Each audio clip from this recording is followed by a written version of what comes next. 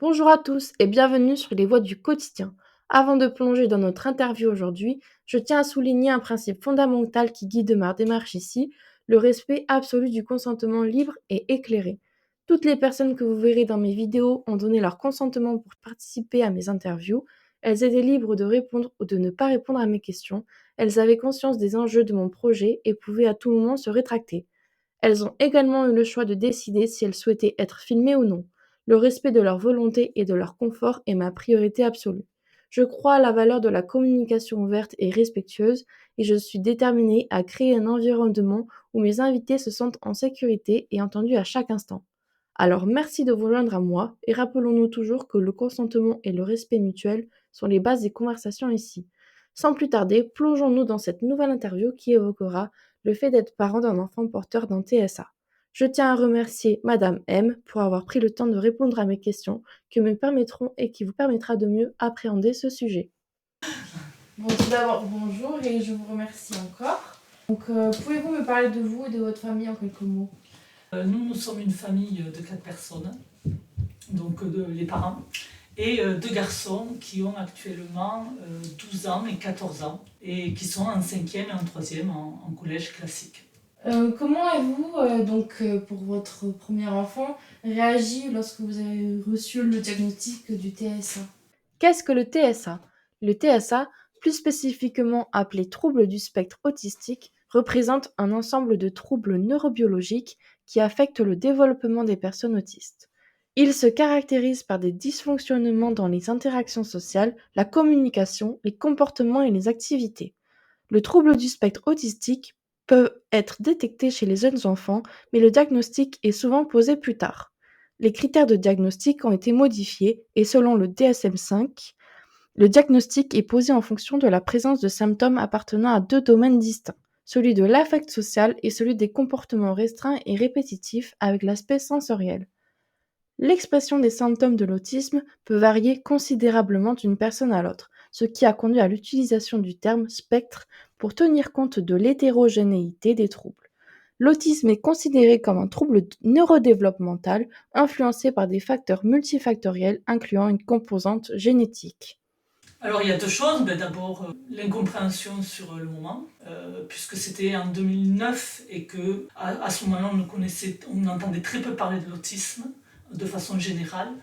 Et puis ensuite, beaucoup de colère, puisque mon fils était déjà suivi depuis 4 ans dans un CAMS, ce qu'on appelle un CAMS, donc c'est un centre médico-psychologique, mais pour les enfants de moins de 6 ans. Il était suivi depuis 4 ans. Jamais on nous a parlé de diagnostic et de handicap qu'on a su ensuite, c'est-à-dire l'autisme, le TDAH, la dyspraxie, la dysgraphie. Jamais on a entendu parler de tout ça pendant 4 ans. Or qu'on y allait une fois par semaine. Donc forcément de la colère parce qu'une grosse perte de temps. Vous n'avez pas toujours été bien orienté ou conseillé avant ou même après l'annonce du diagnostic? Alors, ce qui a un peu faussé les choses, c'est que c'est un très grand prématuré. Déjà, on n'a pas eu d'aide à la sortie de la maternité, alors que c'était mon premier enfant. Les premiers mois étaient très complexes. Par contre, on a été pris au niveau du CAMS. Tout a été mis sur la grande prématurité de mon fils. Et pendant 4 ans, on n'a jamais rien pris en compte d'autre, alors qu'il était suivi toutes les semaines. Et donc, vous m'aviez dit que votre enfant était un autiste Asperger. Donc, Oui. quelles sont vos principales préoccupations en tant que mère d'un enfant Asperger?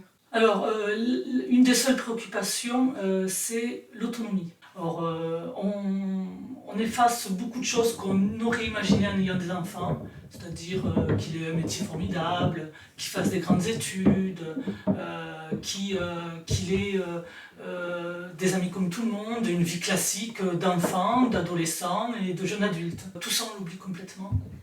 Et la seule chose sur laquelle on espère, c'est l'autonomie. Forcément, on essaye de mettre tout en place pour y arriver. Effectivement, là, ça ne se voit pas quand on voit mon fils, qu'il est porteur de handicap. Il ne bave pas, il n'est pas prostré dans un coin, il n'est pas sur un fauteuil roulant. Il est propre, il sait manger, il sait parler, il sait lire, écrire. Il a même un très bon niveau intellectuel et quand il le veut, de très bons résultats. Donc, ce qui est compliqué, c'est qu'il a une certaine autonomie, qui est tout de même importante, mais en même temps, il n'a aucune autonomie. C'est-à-dire que s'il n'y a pas la présence de quelqu'un, il ne se lavera pas, Il sait faire, mais il ne le fera pas. Au niveau de l'alimentation, ça sera uniquement quand il va y penser. En fait, il est autonome sans être autonome. C'est ce qui est compliqué et complexe pour les gens à l'extérieur de la famille à comprendre. Donc en parlant de cette notion d'autonomie, comment vous gérez entre guillemets le développement et le bien-être de votre enfant, ce que vous pouvez faire? Alors, parler de bien-être, c'est un grand mot. Parce que ce sont forcément des enfants qui, au sein de cette société, ont un grand malaise. Nous, ce qu'on fait de notre côté et qu'on a appris, ce qu'on fait de notre côté que l'on a appris grâce à des intervenants privés, ce qu'on a appris, ça va être de mettre en chose des places. Alors on se sert de différentes techniques, des techniques comportementalistes. Pour reprendre, c'est vrai, on n'en a pas parlé lors de la deuxième question. Quand nous sommes arrivés au CMP, nous avons bien entendu expliqué nos attentes aux psychologues que nous avons rencontrés. La première chose qui nous a été dite, c'était que l'autisme n'existait pas, mais il était contre les tests de dépistage. Donc on a tout de suite compris qu'il fallait se tourner vers le privé pour avoir une prise en charge comportementaliste. Donc effectivement, on est resté au CMP pendant 3 bonnes années, toutes les semaines, comme on avait fait auparavant au CAMS, mais enfin, il allait 1 heure jouer, et il était avec 2 éducatrices fort sympathiques. Des fois il était seul, des fois ils étaient 3, mais voilà, ça n'apportait rien dans la vie du quotidien. Ouais. Ce n'était pas comportementaliste. Nous, ce qu'on a mis en place, déjà on s'est tourné vers le privé. Je suis allée sur les réseaux sociaux, sur des groupes. C'est ce qui m'a fondamentalement aidée, puisque là, on m'a expliqué les choses. On m'a donné des noms, nous étions en région parisienne, on m'a donné des noms, qui allaient voir. Moi, je me suis aussi parallèlement beaucoup renseignée sur tous les professionnels qui étaient autour de chez moi, en région parisienne. Et donc, j'ai demandé des rendez-vous, j'ai fait des diagnostics qui m'ont coûté extrêmement cher, puisque j'en ai eu pour 1 200 € de diagnostic. Tout compris, donc TSA, TDAH, dyspraxie et dysgraphie. Et ensuite, donc parallèlement au CMP, nous avons fait une grosse prise en charge dans le privé. Voilà, comportementaliste. D'accord. Dans le privé, les gens venaient à la maison, psychologue, éducatrice supervisée par la psychologue, ergothérapeute en cabinet et groupe d'habileté sociale en cabinet. L'éducatrice et la psychologue intervenaient à la maison, à l'école primaire, au centre de loisirs et dans la rue avec... Voilà, vraiment sur les gestes du quotidien. Nous avons aussi appris, bien entendu, moi j'ai fait des stages sur mon temps privé, en vacances. J'ai fait des stages ABA ou autres pour apprendre des techniques et arriver à gérer mon enfant. Et donc en fait, on ne peut pas parler vraiment de bien-être. Disons que je dirais plutôt qu'est-ce qu'on a mis en place pour arriver à vivre au quotidien. Ouais. Le bien-être, je pense qu'on en est loin. Donc pour parler un peu plus de vous, est-ce qu'il y a des moments où vous vous sentez dépassée en tant que mère d'un enfant porteur de TSA, et comment vous arrivez à gérer ces moments-là? Oui, tout le temps, on est tout le temps dépassé en fait. On est tout le temps dépassé parce que moi je sais que ça fait 14 ans. 14 ans que je fais des recherches constamment, à toujours chercher, trouver une idée. Le souci quand on a un enfant dont c'est un handicap invisible, qui a donc aussi une certaine autonomie, c'est qui est le cas de mon fils, puisqu'il est quand même, il est capable d'être tout seul, et ainsi de suite, de se déplacer dans la rue, de parler, d'aller acheter quelque chose, de poser des questions, d'avoir des interactions. Il aime les interactions. Et donc en fait, quand tu es face comme ça à un gamin qui capte tout de suite, qui capte très vite, il faut constamment se renouveler. Tu ne peux pas mettre quelque chose en place et te dire « ça y est, on a trouvé une bonne idée, ça va rouler ». C'est faux. Il faut constamment trouver des nouvelles stratégies. Et encore plus quand c'est un gamin qui est dans le handicap léger, mais le handicap. Et donc, il faut constamment se renouveler. Sinon, au bout de 3 jours, ton gamin il va te dire « ah mais c'est bon, j'ai compris ». Oui. Alors, plus le handicap est léger, ça n'empêche pas qu'il est présent, quoi qu'il arrive, mais plus il faut se renouveler tout le temps. Oui, moi je me sens dépassée parce qu'à un moment donné, je ne sais plus. On ne peut pas avoir tous les 2 jours une nouvelle idée, ou même une fois par semaine. Ouais. C'est très compliqué. Et ça fait 14 ans, 14 ans que je cherche des idées et que je modifie. Et des fois, j'y arrive pas, forcément. Et donc, oui, c'est complexe. Tu te sens seule dans ces moments-là. Et donc, vous venez de dire que vous vous sentiez seule, mais est-ce que l'autisme a eu un impact sur votre vie de famille et vos relations avec d'autres membres de la famille, par exemple? Le handicap, excuse-moi, moi je parle de handicap parce que l'autisme, il n'est pas seul. Oui, Il faut savoir que chez nous, c'est surtout un fort TDAH. Vraiment, son gros handicap, c'est un TDAH très sévère. Il y a un gros impact sur la famille, à plusieurs niveaux. Il y a un gros impact, sur la fratrie, puisque nous, on en a 2, les enfants. Mon grand, qui est porteur de handicap, donc il a 3 ans de plus que son frère. Quand ils étaient petits, c'était une mine d'or pour le petit. Une mine d'or parce que ça changeait toujours, ça bougeait très vite, ça jouait très vite. Et tu te rends compte que ton fils, toi, des jeux que tu ne comprends pas, parce que tu ne comprends pas du tout le jeu auquel il joue, auquel ton grand veut jouer, tu n'y comprends rien. Et en fait, tu te rends compte que le plus jeune, il est multilingue. Il parle français, bien entendu, c'est sa langue maternelle. Il parle l'autisme, il parle le TDAH. Et en fait, tu te retrouves avec un gamin qui s'est totalement adapté au handicap, forcément, il est petit, il est jeune, et qui devient le seul ami de son frère. Mon plus jeune, ça a toujours été le seul ami du grand. Voilà, le seul vrai ami, et qui comprend ses jeux. Quand ils jouent tous les deux, c'est incompréhensible. C'est incompréhensible. Mais eux, ils savent, voilà. Par contre, après, forcément, il y a une dégradation parce que quand le plus jeune a grandi, bien entendu, il est arrivé à un âge où il commençait à avoir des copains. Et là, il a été totalement perdu. Voire, je dirais même, à un moment donné, on nous donnait l'impression d'être en dépression. Parce qu'il était perdu entre est-ce que je peux aller avec mon copain ou est-ce que je dois aller avec mon frère. Voilà.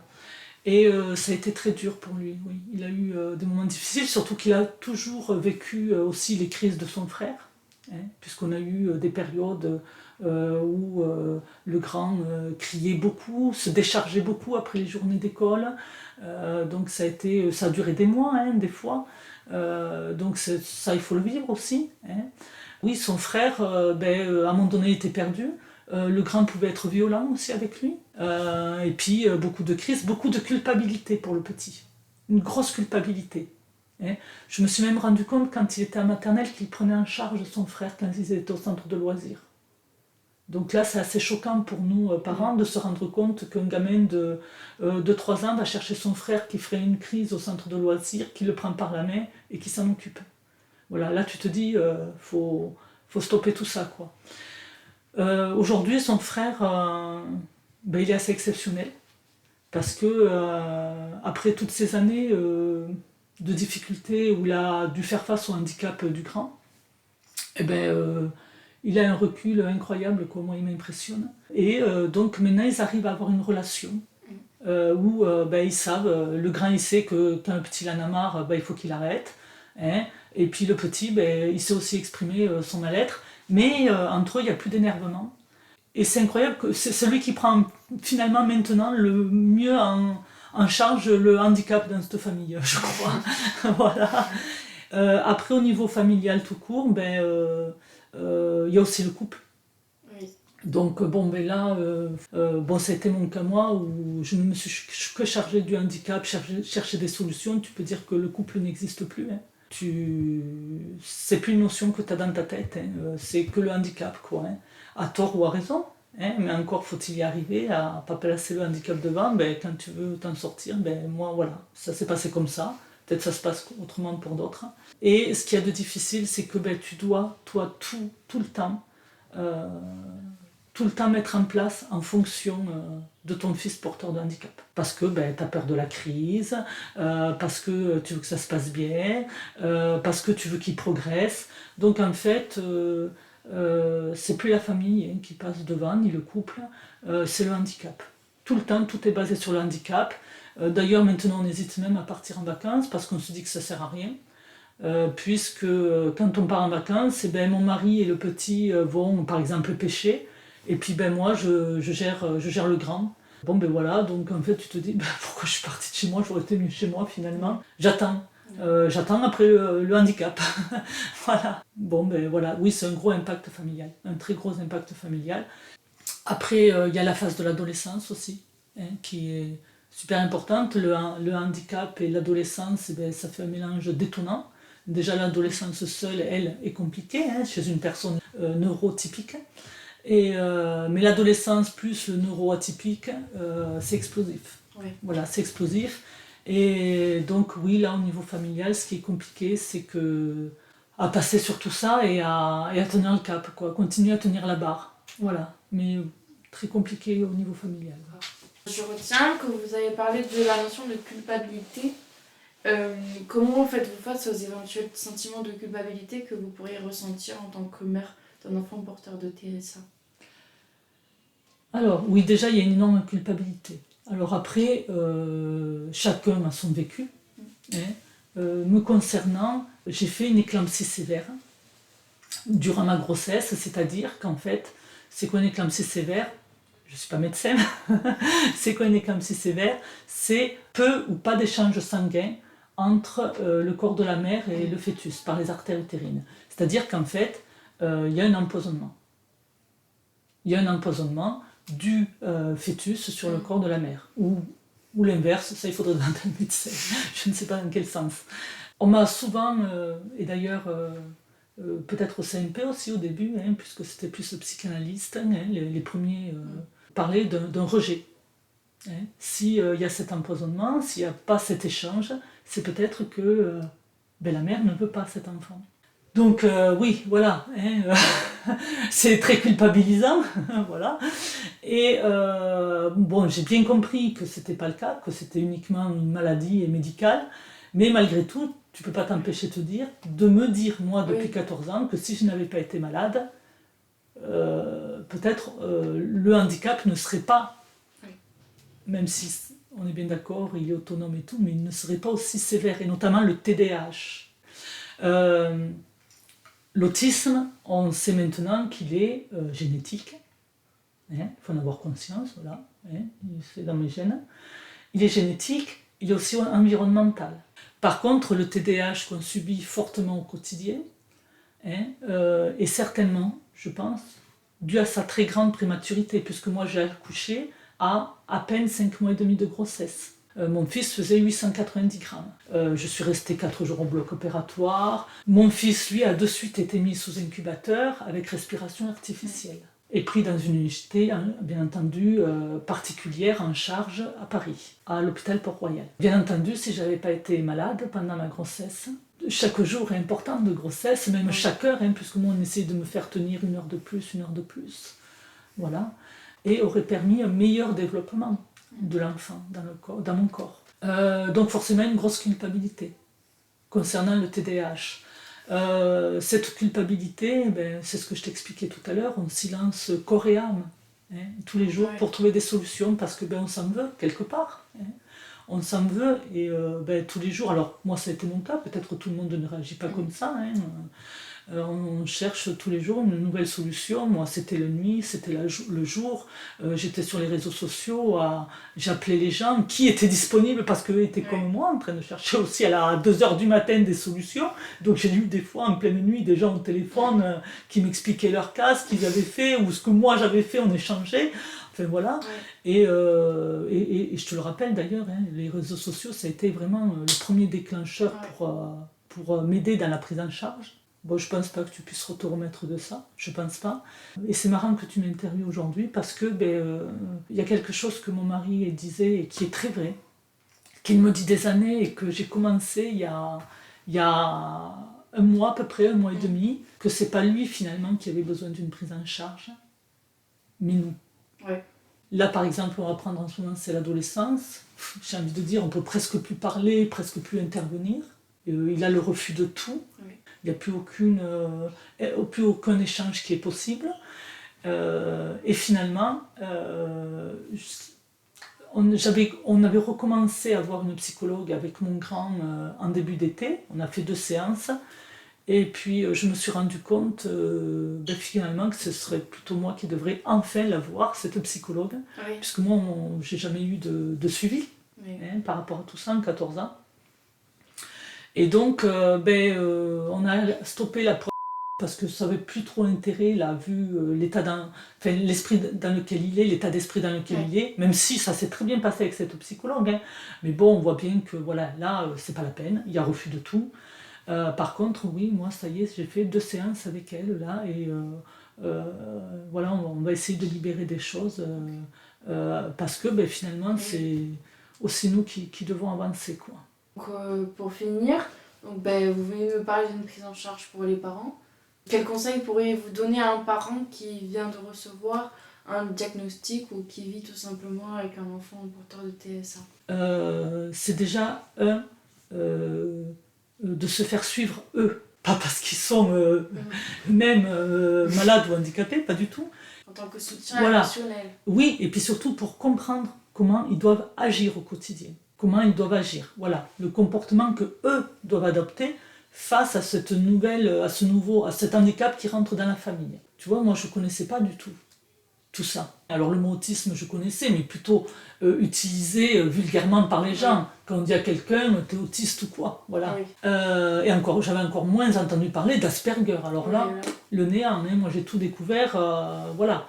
Et donc il y a ça déjà, il y a des gens qui connaissent, ou peut-être des gens qui connaissent pas. Donc ceux qui connaissent déjà ou qui sont dans le milieu médical, si ça leur arrive, bon, eux c'est entre guillemets un départ facilité. Pour les autres comme moi, voilà, ce que je pense qui est surtout important, c'est déjà arriver à se tourner vers les bonnes personnes, hein, pas vers n'importe qui. On ne choisit pas un psychologue comme ça au hasard, c'est mon opinion, hein. Moi je pense qu'il faut se tourner vers du comportementalisme. Pourquoi? Parce que ce qui va être important, c'est comment on agit au quotidien. Qu'est-ce que je dois faire? Qu'est-ce que j'attends de l'enfant? D'abord, il faut bien comprendre le mécanisme du handicap, alors TDAH, précocité, au niveau au potentiel intellectuel, TSA, voilà, puisque tout ça, la frontière et la limite entre tout cela est très fragile, hein, d'accord, hein, et on n'a pas un TSA seul en général. Hein. Il y a aussi beaucoup les dys qui sont difficiles à comprendre. Hein. La dysgraphie, la dyspraxie c'est complexe, elle touche tous les gestes, la motricité fine du quotidien. Il faut comprendre tout ça. Quand on n'a pas ces difficultés, nous, l'accepter. Voilà, parce que tout le monde n'a pas la même ouverture d'esprit.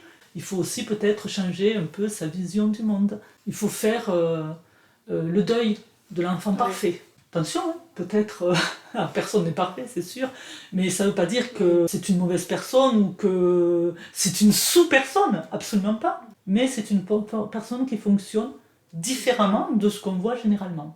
C'est ça, si les gens veulent entamer une prise en charge, s'ils n'ont pas accepté de faire bouger les limites et les frontières, ça ne peut pas fonctionner. Voilà, donc moi mon conseil c'est ça, c'est comprendre le handicap, l'accepter, arriver à faire bouger les frontières de ce qu'on voit habituellement, de l'enfant très bien éduqué, très bon élève, qui fait tout comme tout le monde et comme les autres. Et après, à partir de là, on peut arriver au quotidien à mettre des choses en place en se faisant bien épauler. Je vous remercie d'avoir répondu à toutes mes questions. Avec plaisir.